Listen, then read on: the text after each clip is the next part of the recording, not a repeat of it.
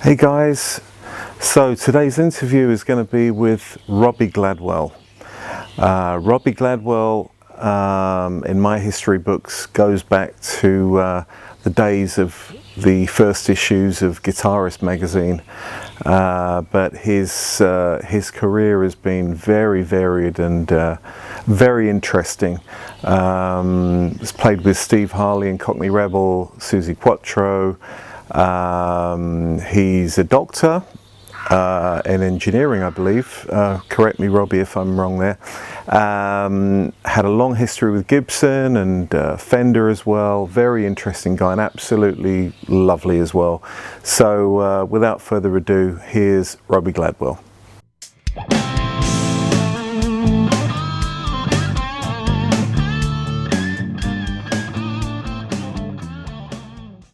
So, Robbie Gladwell, welcome to Guitar Works 1000 channel and on my series of pro musician interviews.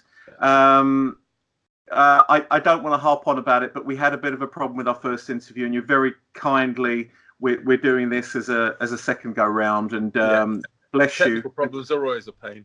Technical problems, technical difficulties are always coming into it, but followed you for years in Guitarist magazine and now on Facebook and stuff, and it just seems that there's just about nothing that you can't do when it comes to guitars and playing and who you've played with and everything. So you've really had an illustrious career, Robbie. I just want to start off really with how you started. Initially I started playing when I was very young. I was about 7 years old when I got my first plastic guitar, which was made by Henry Selmers. I think I mentioned last time that the very machine that made those guitars, a company is called Cellcol, which are owned by Selmers, and but Selmers were the importers of Gibson guitars. The very machine that made those guitars was there when I first started as a guitar repairer in the corner. Fabulous. Yeah, fabulous. Interesting bit of history. But I started playing well before that. I started when I was about 7 years old with this plastic guitar, and then went on to spend £3 10 shillings, I think it was, for my first serious guitar, which is a piece of rubbish. And my dad had to help me set it up, and I learned so much. He was a great engineer. He used to work for EMI as well as I did, and I did my training with him. And so we sorted this guitar out, and then I got the bug for it. I got the bug for electronics and all that sort of stuff. And I think as a child, if you're really interested in something and you want to do it, you do.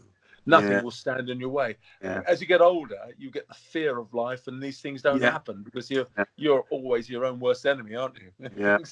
Absolutely. Anything's possible when you're younger. And of course, I don't know about yourself. I'm sure it's not true for you, but I just find that I'm living in Denmark now, and I'm trying to learn Danish, and it's so much harder at 54 to try and learn a new skill. It really is.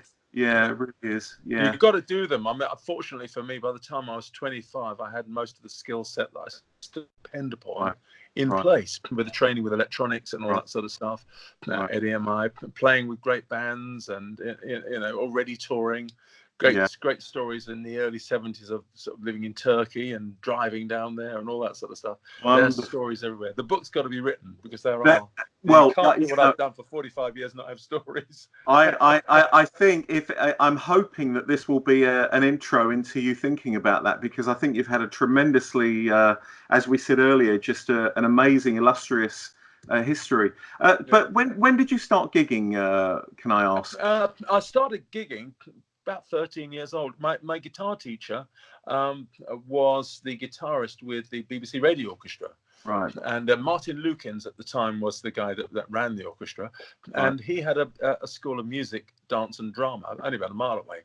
So I'd trot down every Saturday to be taught. And there's this little swine of a guitar player kid who's just telling the guitar teacher that, those Beatles songs weren't played like that. They're the wrong types of chords and things like that. So precocious.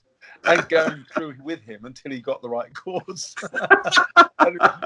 Anyway, it led to me getting a sort of little bit of a cabaret spot with the BBC Radio Orchestra, traveling around the country. All the different ballrooms, like CM Ballroom we did with my sister, who's only 11 years old. So Oh, we did several gigs with them around there, and we'd actually sort of go out and sing some Everly Brothers songs, or just simple, lovely little harmony songs that we did, because we had sort of similar voices, you know, the sibling voice sort of.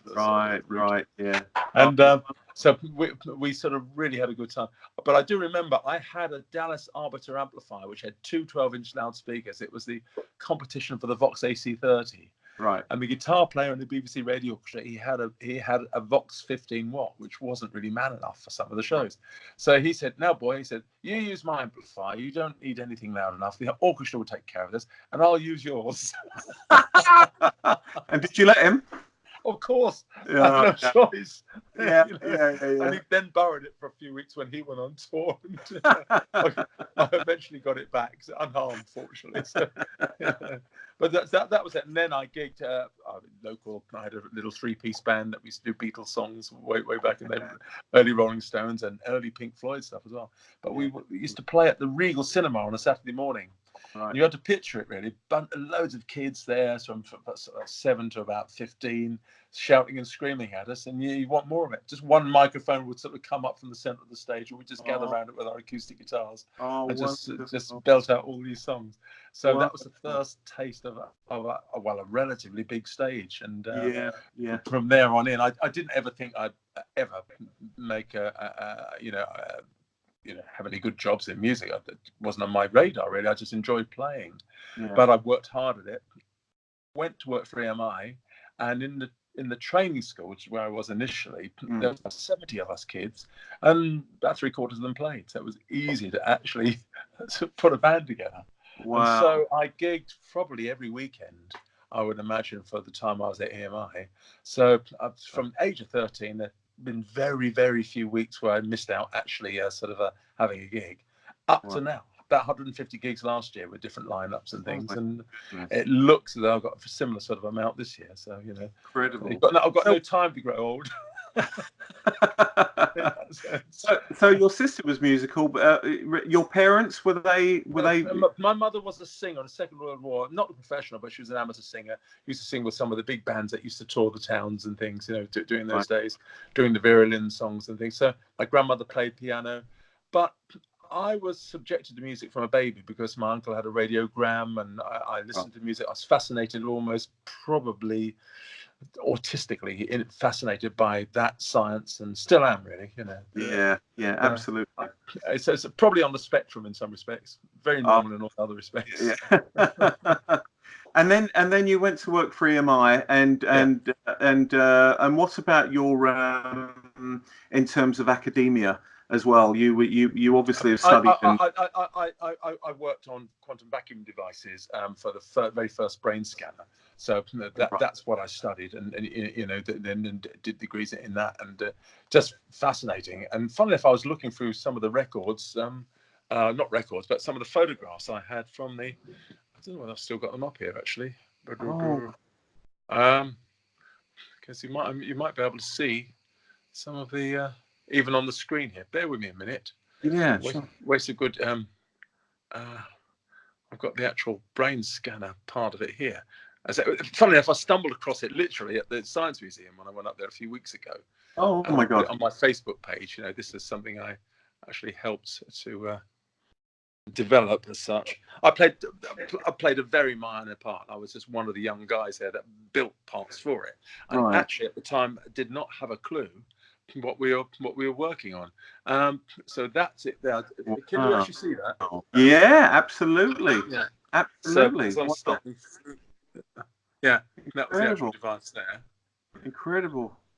And that was Professor Townsfield who actually invented the device.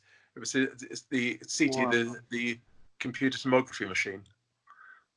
And the little devices I built for it were the photomultipliers there and there. It's all part of the whole sort of system. Wow. In actual fact, plus some of the other devices inside. Well, I have to thank you, because I've actually used a CT scan quite often over the years for various things. Yeah, just aching bones and bits of bodies that don't work Well, properly. the latest, the magnetic resonance, the MRI ones are far more sophisticated than these. Now, I think actually I'll scan through these for you because it might be interesting. These are the rushes for Sergeant Pepper. These are the ones that weren't used. Oh, wow! And that's a wartime plan of EMI. And I'll scan through some of them. Now that's Nipper. Oh. That's another Nipper. And Yeah. that is actually that they use those as models for the photographs, the labels for HMV. Oh, fantastic! I went back about 10 years ago to help them with the museum as one of the younger guys that had actually been involved, with the technology and the research, the R&D department, way back in the valve division. So this is what I came across, all these things. Some of you older guys, they will remember the BBC black and white camera. Going way back, and it all goes very. They made and invented all of this stuff. Scott at the Antarctic's gramophone. Can you see that? Gosh, that is incredible. Now, better than that, I'll skip through these things. Aunt Mimi's tape recorder that John Lennon and Paul McCartney actually recorded their original get-togethers in the afternoons at Aunt Mimi's house. Some of the biggest hits are written on that. Wow! That's incredible. And it was a Marconi briefcase. Gosh. Oh, that's just a treasure trove, isn't it? I'll put some of them on Facebook later. Yeah. I was going to quickly. There you go. That was actually Scott's gramophone. That's the one he took. God. That's the one I actually got to actually hold in my hands. Wow. What history. Interesting. Yeah. Beautiful. Absolutely beautiful. So you're obviously, you've got this incredible technical background. Yeah. You're playing as well. And then let's talk about your link up with Gibson, because you've worked with them sort of on and off for many years. Since 1972. Right. Well, I worked for Selmer's initially. Selmer's were the importers of, in those days, I think it was Yamaha guitars as well, and several other brands. Selmer saxophones, they did all of that stuff. Right. And they were the importers of Gibson. So I started there as a Gibson guitar repairer. And I'd had no training as a guitar repairer, but I was already repairing guitars. Basically as an engineer, you sort of get the hang of how some of these things work. But I never really even did an interview for that job. I've never done an interview for any job, actually. I've been lucky in the sense that I was sort of right time, right place. Yeah. I don't even know I'd ever pass an interview or an audition, but you know what I mean? You just, if your face fits sometimes, you're luckily enough, it's been more luck than talent. I'm sure it's talent, and you've got a lovely way about you as well. Listen, having interviewed people before, just various jobs over the years, that one of the most important things, Robbie, and you probably interviewed people as well, and maybe subconsciously we do it. Maybe it's not a conscious thing that we sort of say, right, we've got to do this, but it's about, can you spend a whole day with this person and not kill? What sort of personality do they gel? Do they fit in? That's quite an important part. It's difficult. I mean, if you're in interviewing somebody, you've just got to be pleasant and neutral. And there's still ways of actually getting information out of people, even if it's sensitive, and it's really mainly with a smile on your face. Because psychologically, you can call people all sorts of things, and if you do it with a smile on your face, they do a double take. Listen, before I forget, I have a very interesting couple of questions for you around Gibson. Sure. Now, I remember, I've got a couple of Les Pauls. I've got a 2007 gold top standard with P90s, which I adore, and I bought a second-hand 94 standard. Love both of them. Very, very careful with them. We read all the time about the weakness in the neck. And I see these terrible pictures on Facebook about people that have broken the neck. Why is it Gibson the Les Paul more than any other guitar that's susceptible to these neck breaks? And if so, why it's just generally mahogany neck guitars, because it is weaker. And and quite often, the unfortunate thing with a lot of the early Gibson guitars, especially between 70s and sort of, I suppose, late 80s, is that the cases themselves, not the Gibson-made cases, but there was a company over here that used to build the cases. Funnily enough, just down the road from where I am here now in Sudbury, there was a company here that used to make the cases, and they made the Vox guitar amp cases as well, cabinets and things. Right. Henry Glass was the name of the company. Right. Henry was a lovely Jewish gentleman, very, very, very, he had notes on everything. He was kind, and he used me a lot to help him with some of the Selmer amplifiers, because I'd go to visit him, and we'd have the dimensions and things and making cases up. But the cases they made initially were sort of like a generic case to fit Les Paul style guitars, like SG style guitars. They weren't quite deep enough. Consequently, if the guitar fell over in the case, you'd get a neck break. So it didn't matter what. If any make of guitar with a mahogany neck is susceptible to the neck breaking more readily than, say, a maple neck. But Henry, eventually, we talked him into actually making slightly deeper cases. But I still get it a lot. Guys, they fall off stands, they fall off straps. Yeah. If it's a mahogany neck, it's going to break. And what about this? Very unlucky. Yeah.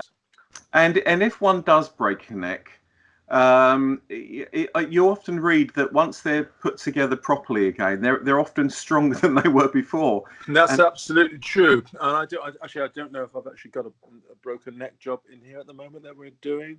We have all sorts of major repairs, all sorts of issues with guitars. These are all repair things. Right. We've got a guitar here where the fingerboard was actually had come off, so we've replaced the fingerboard. Oh, wow. I don't know whether you've got a flight to see that. Yeah, see that. But, so we take the fingerboards off, replace truss rods, glue the necks up. We pin them as well, rather than using little wood fillets as a lot of repairers do. Yeah. I make a totally invisible repair by putting in 2 metal bars inside between the truss rod, going up into the neck. That way you don't, it makes a much better repair, much stronger repair. In actual fact. Right. But a lot of guys, there's nothing wrong with doing it the other way, because you can put cross grain in, it makes the neck stronger. But I like the fact that I know that neck's never going to break. And if it does break, it's going to be such a force that the guitar probably wouldn't survive it anyway. No, absolutely. And also what I've noticed is that the weight of my 2007 Gold Top is ridiculously heavy compared to the 94 standard, and I mean I don't think either of them are chambered. Is that just to do with the quality of the wood? Different densities of wood. Yeah. I make guitars out of Honduras mahogany, which I sort of source from everywhere, and I'm going to put the light on down here so you can see some of the wood I use here. Can you see that? Oh yeah, lovely. This is Honduras mahogany. What cost me a huge amount of money. But I make my guitars out of that. Right. And this piece here, it's easy enough for me to lift up with one hand. Wow. So it weighs about half the weight of the African mahogany, and it's got a ring which you might not be able to hear, but. Oh yeah. That a lot of the other timbers don't have. So I'll go about 5 feet there, enough to make probably about 15 guitars. Oh, fantastic! And I'll put the other light on here, and these are actually some of the other. Sorry about the random camera, but these guitars are made out of this wood. Oh right, lovely. Yeah, lovely. That's in being others. Interesting workshop because we talk about everything here. Like repairs here. My son William does a lot of stuff. We do computer, electric, musical, computer. We build up computers for musicians. Everything like that. So it's a very, very crammed space of technology, really. Wow, incredible. So let's I want to visit your playing now and your time with Susie Quattro and Steve Harley, because that must have given you some great time. So tell us a little bit about that if you can. Well, I've known Susie for many years. I knew her husband Lenny in the 70s really, and I back from Holland in the early 80s, and bought by Henry Juskovich. and New Orleans music sold. I then moved back to the country and reconnected with Kentucky, and then from there he invited and my son William. Oh, hello. Hi, William. Hi. Hello again. I'm very well. We're back again. Had some technical difficulties. I'll get good time. Yeah, from there on, really. I mean, my sort of audition with Susie, if you can call it an audition, because I'd known her a little while by that time. They were doing a tour of Australia in the late 80s, early 90s. And she asked me, or Lenny asked me if I'd join the band. They needed another guitar player. The keyboard player had left or something. Right. So I went in for the rehearsals, and Susie said, "Hey, Robbie," said, "in the middle, I'm doing this song. Can you quickly change to an acoustic guitar and then back to electric?" I said, "Yeah, I can." I said, "No problem." So basically what you're looking at is this, and proceeded to fall over the guitar stand, knock the other guitar, knock the strap on the floor. Well, the strap was twisted on the acoustic, and 2 minutes later, I was still faffing around trying to, and made her laugh so much. She said, "Got to keep that in." Oh, brilliant. However I got the job, I don't know. But hang on, just get to William to answer this for me. But I did, nevertheless. And then with Steve, I'd known Steve since the 80s, and I just finished a tour with Susie, and she wasn't going to be doing much for a while, so I went and joined him, and that lasted, in fact, on and off for about 35 years. Wow, with a few people in between. Yeah. He wasn't doing that much in the 90s, and that's when I was with Susie. Yeah. You know, so it's. But he came to see me play in a pub. Somebody had given him the nod. He moved down to this area. Yeah. There was this sort of guitar player that might be able to fit the bill, and he came along. I didn't know who he was. I didn't recognise him really. He's just sitting there with a sort of a funny deer hunter hat on in the pub, bit of a character. Yeah. And, deer stalker hat they call it. Right. He came up to me and introduced himself, and we've been chums pretty much ever since. You know. So, oh, wonderful. And I still do the odd gig with him. I've got a few gigs coming up this year. I've been concentrating a lot on my own band, the Sidemen, right, which comprises of other well-known guitar players and musicians generally.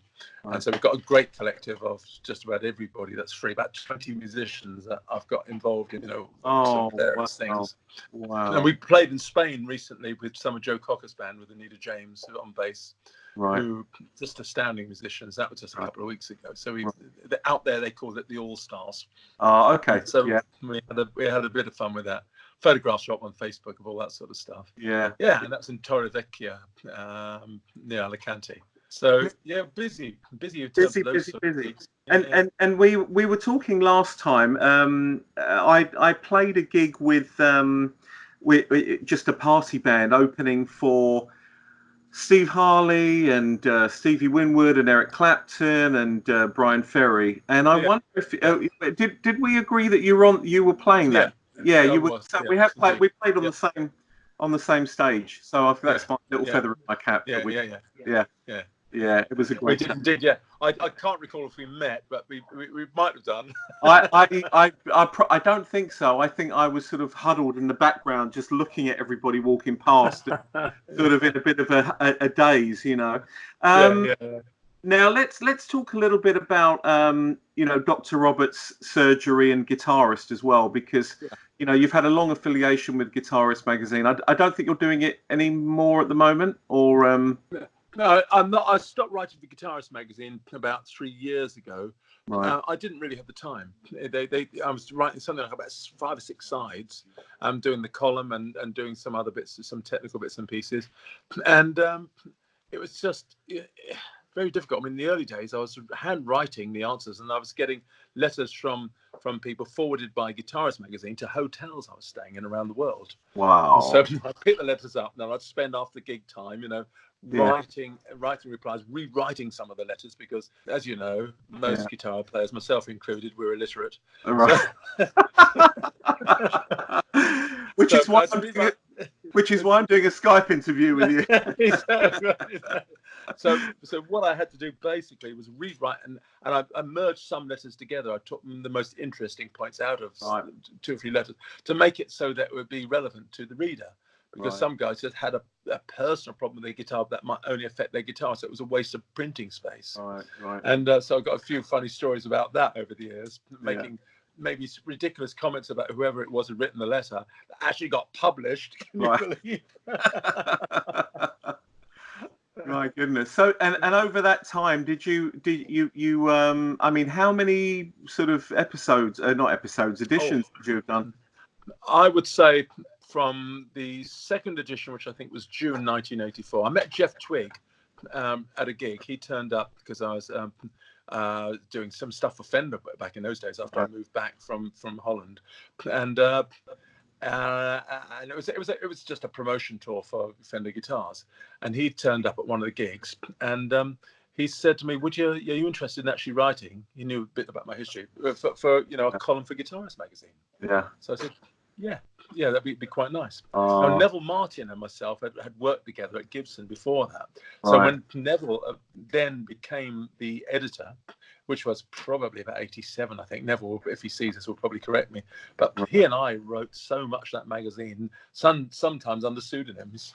It was reviews, interviews, and all that sort of stuff. I mean, I must have interviewed all of my heroes over the years. And that's amazing! Back in the day. Well, it's about 40 years I've been writing for them.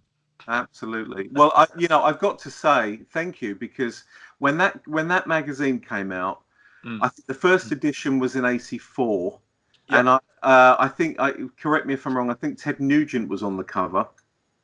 Yes, I think. In fact, somebody sent me the early copies the other day. I've got them in my archives. I've pretty much got every copy I'd ever written, way back. Sort of, in these sort of file things, chuck things away in. And I think I told you last time the double neck that I built. Yes. Actually, I might get William to go and get now if he could. That was featured.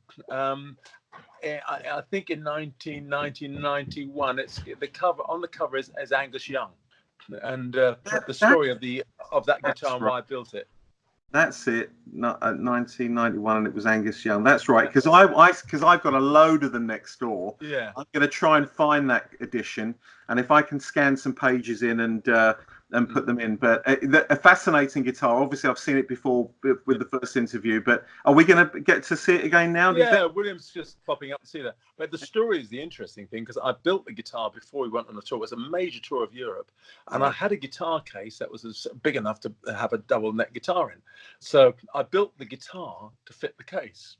But I didn't have time to do the electrics. So I took all the electrics, my toolkit and everything, because we were on a tour bus. Stop at hotels for 2 or 3 days, put the do not disturb sign up, use the case as a bench, get the soldering iron out and all that sort of stuff, and sort of complete the electrics over a period of a few weeks. Right. And I was trying to do it so that by the time we reached Berlin, which is going to be our biggest gig, it will be ready to go.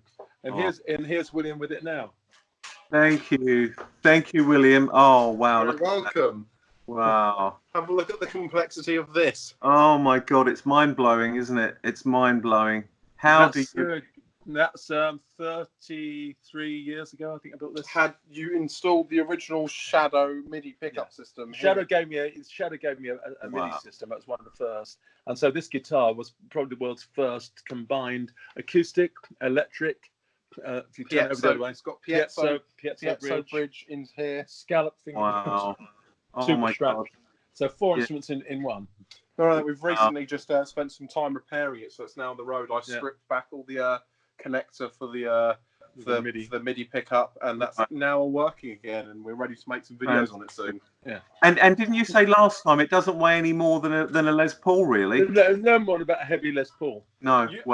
You'll be surprised how easy this is to gig around your neck, even with a fairly thin strap. You can see that it feels just Les Paulish, as it says. And you see all the lines are vertical as they hang down. That was important, because that actually then means that the weight is evenly distributed. So it's not neck heavy, which a lot of the double necks tend to be. So you can have it on your lap, as you see now. It's not wanting to float about anywhere or do anything like Fabulous. that. It's a good bit of fun. Fabulous. It's definitely a bit of a one-off, anyway. Yeah, I'm definitely going to try and dig out that. I've definitely got it somewhere, because it tells the story it tells the story of when we got to Berlin. I was in a hotel not far from the theatre that we were going to play about 2 or 3 days after we arrived. And I was just putting the final touches together for, mounting the last circuit boards in. And I went off to buy a bit of the wall because it was shortly after the wall had come down, and the local council, the city councils, were selling it off. You could buy chunks of the Berlin Wall. I came back and I was immediately arrested by the police, by the terrorist police. The reason was that I put the "Do Not Disturb" sign up on the room, but they came in anyway, and they saw all this sort of electronic paraphernalia, not realizing there was a guitar involved. Right. They thought I was a terrorist. So the anti-terrorist police there, the bomb squad. Oh my God! And I was carted down to prison whilst our tour manager John Magner, who knows the story very well, had to come and bail me out. We didn't tell Steve until after the event. His guitarist had been arrested. I thought you were arrested because of the bit of the Berlin Wall, maybe, but no, it was, exactly. it was the bloody guitar. God. No, not because they thought I was there, but they were going to blow it up. But John managed to convince them that. Oh no! Managed to convince them that actually it was a guitar, and he'd come in and show them personally. Yeah. Anyway, the corollary of the story is that the guys that were involved, we invited them to the show a few days later, and they all had a good time. Oh. And they were the first people to actually see the guitar working. Oh my goodness! I mean, we laugh about it now, but I bet it was quite a shocking situation at the time. It was bizarre, really. And at first they didn't tell me why they arrested me. I was thinking, Christ, who are they confusing me with? Yeah. You just didn't know, and then and they wouldn't say anything, and they just carted me down.